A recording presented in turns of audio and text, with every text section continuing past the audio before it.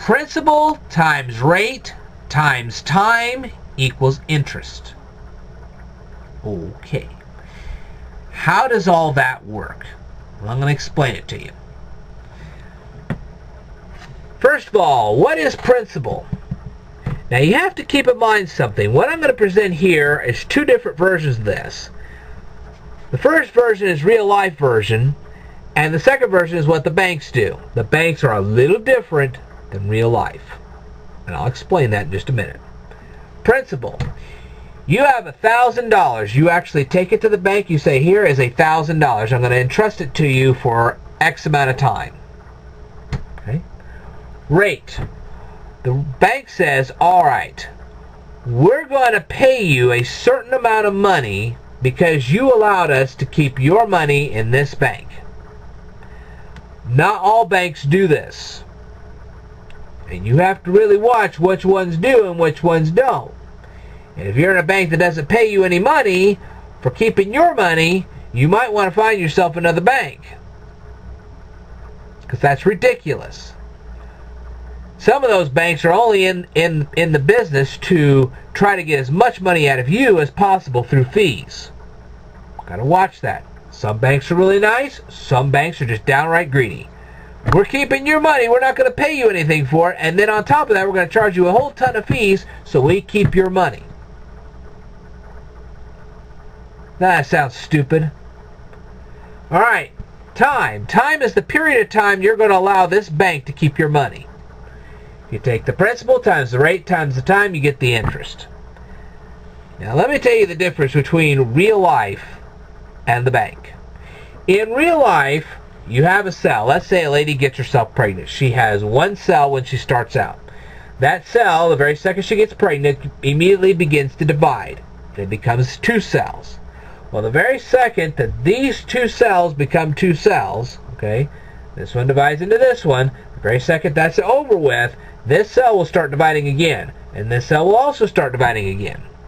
They waste no time in dividing. And then when these two extra cells here are fully formed, these two will start dividing again, these two will start dividing again, and right off the bat you'll then start with 8 cells. And the 8 will become 16, and the 16 will become 32 and 64, and I guess I can go on and on and on, but I'm not going to. The point of the matter is, the very second a cell divides, and that second cell is formed, these two cells will waste no time starting to divide again. Now, what is this letter E here? Well, I'm going to tell you what letter E here is. Okay? In the banking world, which is a little different than the real world,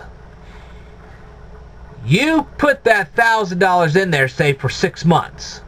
Let's say you give the bank $1,000, you tell them it's 6 months later you're going to come back and get it. If you come back and get that money in 5 months, the bank pays you nothing. Matter of fact, the bank may actually charge you a fee because you came in and tried to collect that $1,000 before they were ready for you to collect it. Isn't that nice?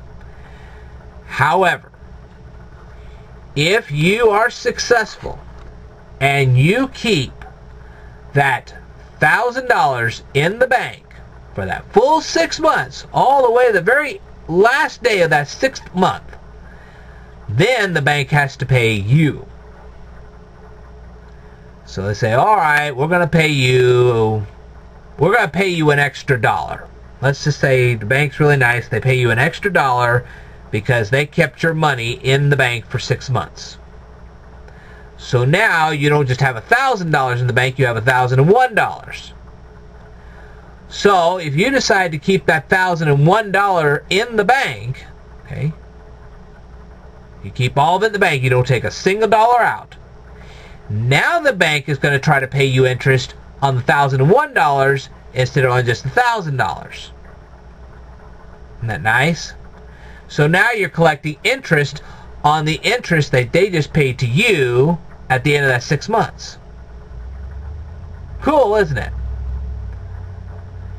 And it's this interest on top of interest on top of interest.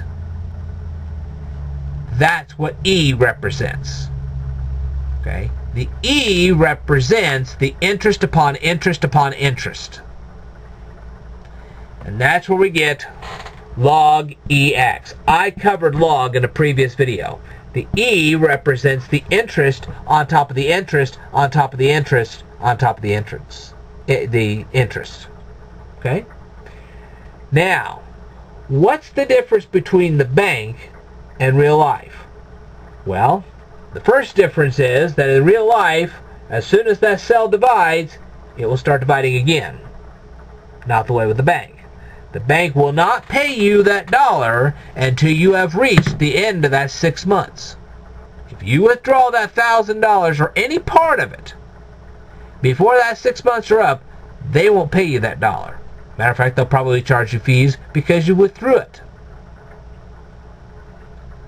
So you got to make sure to hang in there the whole time. And it is kind of like a staircase. Banks operate on staircases. Real life operates a little differently. It operates on a curve. Alright. Second difference between real life and the bank is this. In real life, there are 365 days on the calendar. And that's because some months have 31 days, some months have 30 days. Shoot, the month of February has 28 days unless you hit a leap year, and then it has 29. But banks often operate on a 360-day-a-year calendar. Why? Because they assume that every month has exactly 30 days, even February. Now, why do banks do this?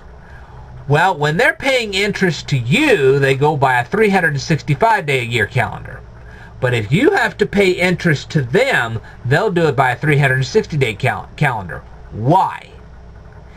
Because you will pay more interest on a 360-day-a-year calendar than you will on a 365-day-a-year calendar. That's right. If the bank goes by 365 days, they'll pay you less interest on that $1,000 than if you take a loan from the bank and you have to pay on a 360-day-a-year calendar. You do the math, you'll figure it out. Now, let's say we're going to do this hypothetical example. This is the best way to tell you how this whole thing works. The principal is $1,000. Okay, we're going to assume that you're borrowing the $1,000 rather than putting it in the bank. You're going to borrow $1,000 from the bank. Now they say, well, you're going to have to pay 10% interest. Now, how's that 10% represented? Well, it's 10 divided by 100. 10 divided by 100 is 0.10 or 10% interest. Okay. Now, let's say you're taking from the $1,000 from the bank, but you're going to only hold on to it for 60 days. You're going to eventually go back and you're going to pay the bank. You're going to give the bank back its $1,000.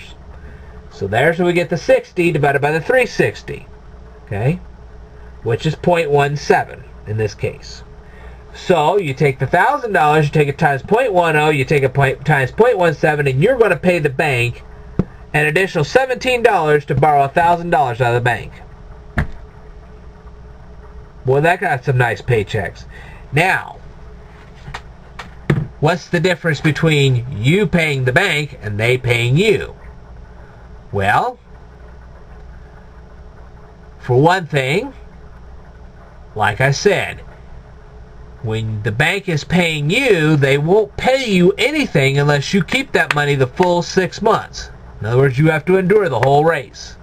2, they will deal with you on a 365-day-a-year calendar because they'll have to pay you less by 365 than they will by 360. That's the second difference. Anyway, if you're not rolling in the dough, I don't think you want to pay the bank $17 to borrow $1,000 from them. They're getting rich off of you. Now, do all banks behave this way? No. But there is another difference between some banks and the others. I have one bank that pays me 0.3% interest on my money. I'm going to tell you how much I have, but I can tell you they pay me about 0.3% interest on my money. I have another bank that pays me a full percent on my money. Now, do you see the difference between 1% and 0.3%? That's a lot of difference. So which is the better bank? Well, the one that's paying more interest. That's why you have to shop around with these banks. Because you don't, you're going to be paying, you're not going to get very much money. And what's worse is when you do have to borrow money, they're going to charge you an arm, leg, hand, and foot to do it. Anyway, if you have any questions about principal times rate times time equals interest, leave the comments down here below. I will tell you more in a future video, so stay tuned.